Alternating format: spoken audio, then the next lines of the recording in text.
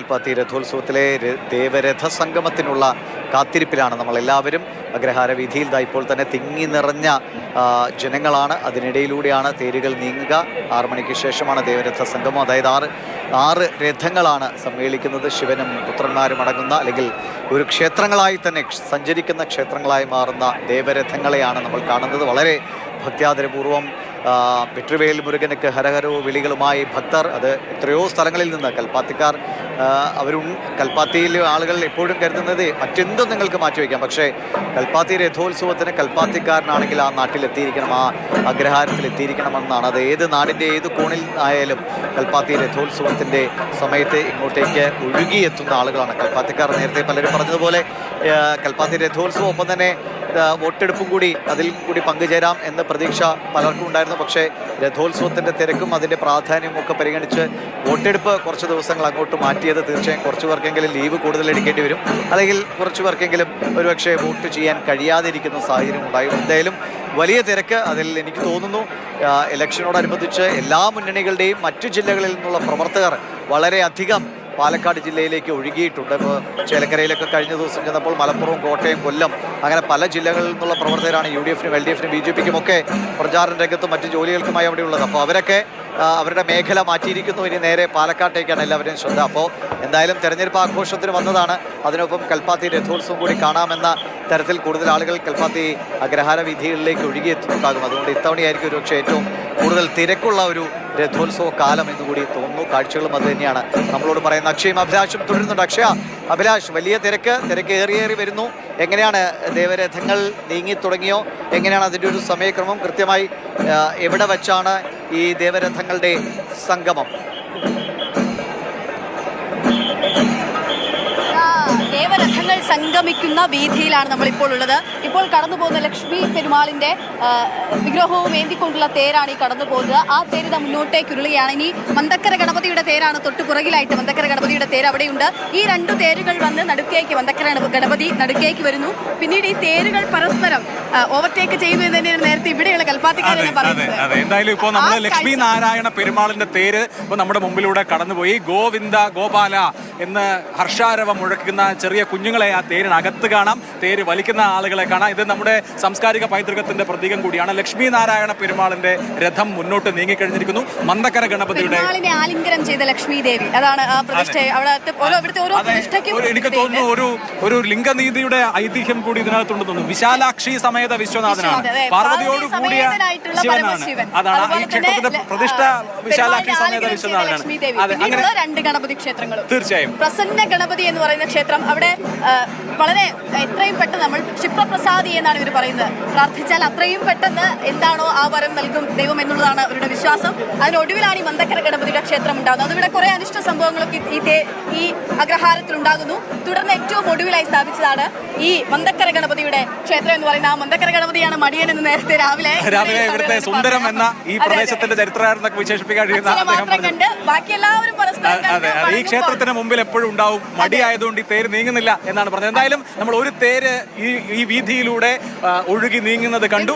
ഭംഗിയാണല്ലോ, മനോഹരമായ കാഴ്ചയാണ്. തേര് കാണാൻ ഇവിടെ വലിയ ഒരു ജനക്കൂട്ടം തന്നെ. എന്തൊക്കെയാണ് പാലക്കാടിന്റെ തെരഞ്ഞെടുപ്പാണോ അല്ലെങ്കിൽ ഉത്സവം? അല്ല, ഉത്സവം തെരഞ്ഞെടുപ്പ് കൂടി മിക്സ് ആയോ? ഇവിടെ ഞങ്ങള് എന്തൊക്കെയായാലും രാഹുൽ മാങ്കൂട്ടത്തിൽ ഇവിടെ വിജയിക്കും. രാഹുൽ മാങ്കൂട്ടത്തിനെ ജയിപ്പിക്കാൻ വന്നതാണോ അതോ വിശ്വനാഥനെ കാണാൻ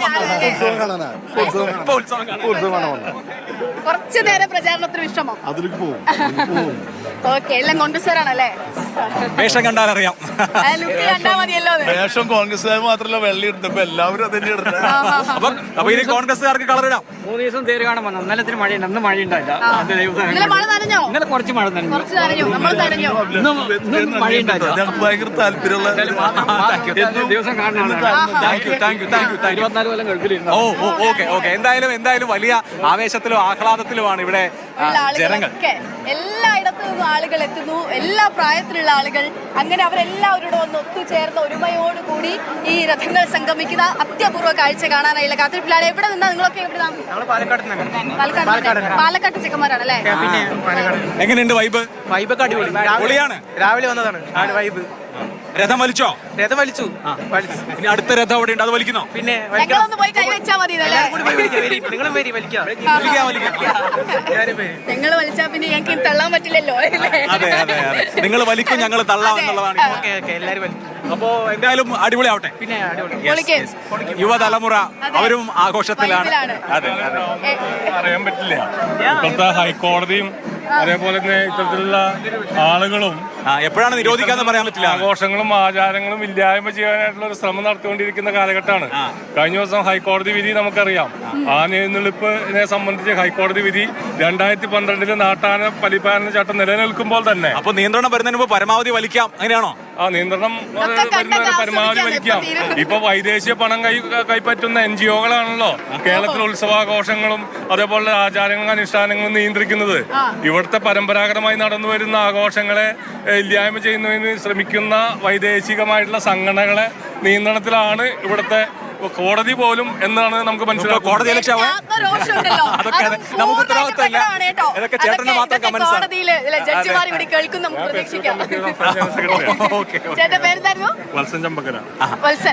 എന്തായാലും ഉത്സവങ്ങളും ആഘോഷങ്ങളും ഒക്കെ കോടതി ഇടപെട്ട് നിരോധിക്കുമോ എന്ന് ഭയം പങ്കുവെക്കുന്ന ആളുകൾ പോലും ഉണ്ട്.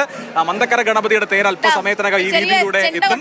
രഥോത്സവം അതിന്റെ പീക്കിലേക്ക്, അതിന്റെ ഏറ്റവും രസകരമായ ഏറ്റവും സൗന്ദര്യം നിറഞ്ഞ മുഹൂർത്തങ്ങളിലേക്ക് എത്തുകയാണ്. ഇവിടെ കൂടിയിരിക്കുന്ന ജനങ്ങളുടെ മുഖത്തൊക്കെ ആ സന്തോഷം, സമാധാനം, ആശ്വാസം ഒക്കെ കാണാം.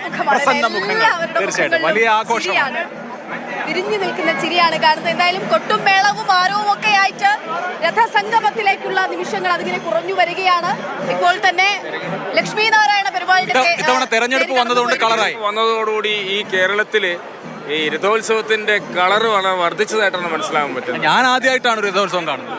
ഞാൻ തീർച്ചയായിട്ടും അതിനോട് സ്വാഗതം ചെയ്യുകയാണ്. കാരണം അങ്ങനെയെങ്കിലും ഈ തെരഞ്ഞെടുപ്പുമായി ബന്ധപ്പെട്ടാണല്ലോ താങ്കൾ ഈ രഥോത്സവം വന്നത്.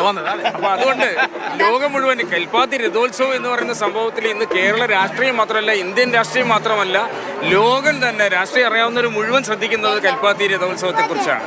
ഇന്ന് വളരെ കളറാണത്. കാരണം വെച്ചാൽ ഇപ്പം വേറൊരു അദ്ദേഹം പറഞ്ഞു എഴുന്നള്ളിപ്പ് ആനയുടെ കാര്യങ്ങൾ. ഈ രഥോത്സവത്തിന് ഏറ്റവും പ്രധാനപ്പെട്ടത് ഒരു ആന ഇവിടെ തള്ളുന്നുണ്ട്. അപ്പൊ നമുക്ക് അതിനകത്ത് നിയമം പാലിച്ചുകൊണ്ടാണ് അത് ചെയ്യുന്നത് എന്നുള്ളൊരു ആശ്വാസമുണ്ട്. അപ്പൊ അത് ആചാരങ്ങൾ കംപ്ലീറ്റ് നമ്മൾ അതിൻ്റെതായിട്ടുള്ള രീതിയിൽ നടത്താൻ സാധിക്കുമെന്ന് തന്നെയാണ് വിശ്വാസം. ശരി. എന്തായാലും അടുത്ത രഥം ഉരുണ്ട് തുടങ്ങിയിരിക്കുകയാണ്. നമുക്ക് അങ്ങോട്ട് നോക്കിയാൽ ആളുകളുടെ ആത്മഹർഷം, സന്തോഷം കാണാൻ കഴിയും. മന്തക്കര ഗണപതിയുടെ തേരല്ലേ അക്ഷയ? അതെ, മന്തക്കര ഗണപതിയുടെ തേരാണ് നമ്മൾ കണ്ടുകൊണ്ടിരിക്കുന്നത്. മന്തക്കര ഗണപതിയുടെ തേര് ഈ ഇങ്ങോട്ടേക്ക് തിരികെ വരും. മന്തക്കര ഗണപതിയുടെ തേര് ഈ അഗ്രഹാര വിധിയിൽ നടുവിലേക്ക് എത്തും. ഒപ്പം തന്നെ മറ്റ് തേരുകൾ 4 തേരുകൾ കൂടി എത്തേണ്ടതുണ്ട്. ചാത്തപുരം പ്രസന്ന ഗണപതിയുടെ തേര്, ഒപ്പം തന്നെ വിശാലാക്ഷി സമേത വിശ്വനാഥ സ്വാമി ക്ഷേത്രത്തിന് സ്വന്തമായുള്ള 3 തേരുകളുണ്ട്. ആ 3 തേരുകൾ ഇന്നലെ ചാത്തപുരം ക്ഷേത്രത്തിനടുത്തേക്ക് എത്തിയിരുന്നു. അവിടെ നിന്ന് തിരികെ എത്തേണ്ടതുണ്ട്. അങ്ങനെ ഇവിടെ നമ്മൾ ഈ നിൽക്കുന്ന ഇടത്ത് തേരുകൾ വരാൻ പോവുകയാണ് അല്ലെ? അതെ, തേര് എത്തിത്തുടങ്ങിയിരിക്കുന്നു. ആ ദൃശ്യങ്ങൾ കാണാം. തേര് ചലിച്ച് അല്പസമയത്തിനകം ഇവിടെ എത്തും. വലിയ സന്തോഷം, അവരുടെയൊക്കെ മുഖങ്ങളിൽ കാണാവുന്ന ആ ശാന്തി, ആഘോഷം നേരിട്ട് കണ്ടുകൊണ്ടിരിക്കുകയാണ്. കൽപ്പാത്തിയിലെ അഗ്രഹാര വീതിയിലൂടെ വീണ്ടും ഇതാ തേരുകൾ പ്രയാണം തുടങ്ങുന്നു.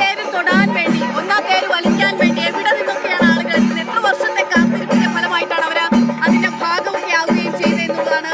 എന്തായാലും തേര് നമുക്ക് അടുത്തേക്ക് എത്തുകയാണ്. വലിയ ആഘോഷത്തോടുകൂടി കൽപ്പാത്തി രഥോത്സവത്തെ കൊണ്ടാടുന്ന കാഴ്ച ലോകത്തിന്റെ അത്യപൂർവമായിട്ടുള്ള വാദ്യഘോഷങ്ങളുടെ അകമ്പടിയോടുകൂടി മന്തക്കര ഗണപതിയുടെ തേര് വരുന്നതാണ് നമ്മളിപ്പോ കണ്ടുകൊണ്ടിരിക്കുന്നത്. വലിയ ആവേശം, വലിയ ആഹ്ലാദം ഒക്കെ ആളുകളുടെ മുഖത്ത് കാണാം. അതെ. എല്ലാവരും അങ്ങോട്ട്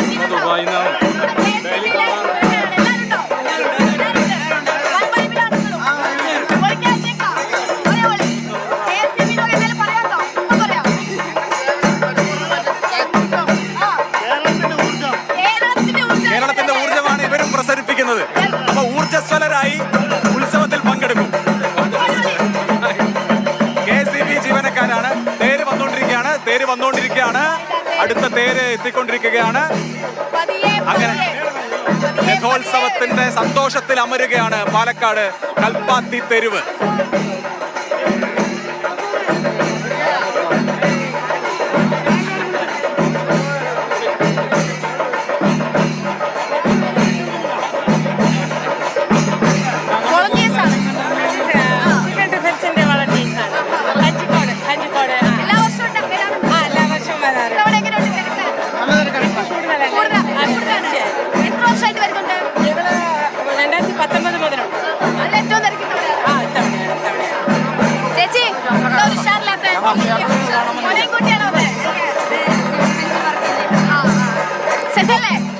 ചേർത്തലയിൽ നിന്ന് വന്നിട്ടുള്ള ആളുകളാണ്. ആദ്യമായിട്ടാണോ? ആദ്യമായിട്ട് വർഷങ്ങളായിട്ടുള്ള ഞങ്ങളുടെ ഒരു ആഗ്രഹമാണ്. അത്